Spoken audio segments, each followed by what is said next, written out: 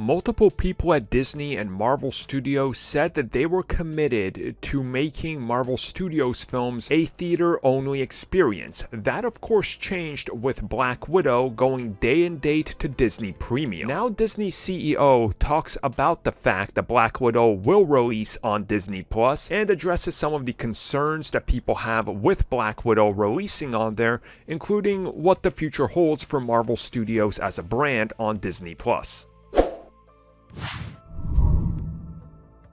So quite obviously, we don't have any idea of how the Disney Premium section of Disney Plus has worked out for Disney.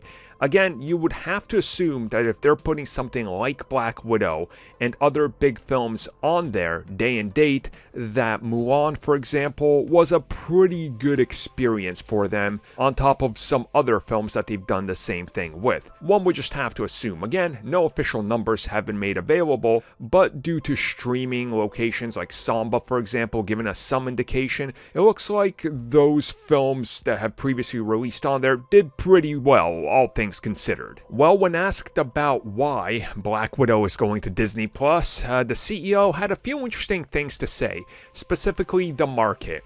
Theaters are not getting back to normal at the same rate that they should be or that people thought they would be.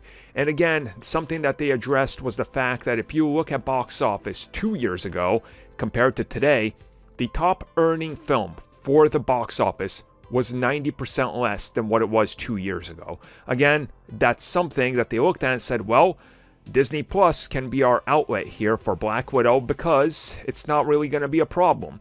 We'll be in theaters, but we can offset with Disney Premium, which makes sense.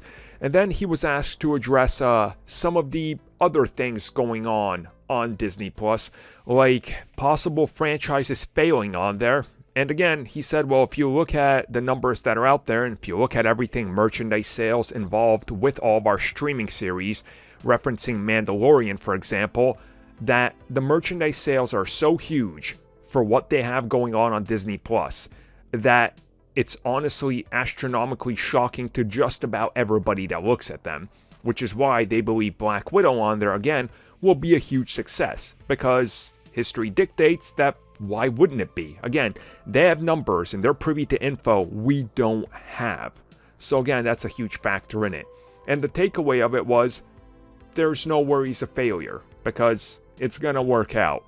And even, let's say for example, hypothetically, Black Widow bombs. Is that going to stop the MCU? Probably not.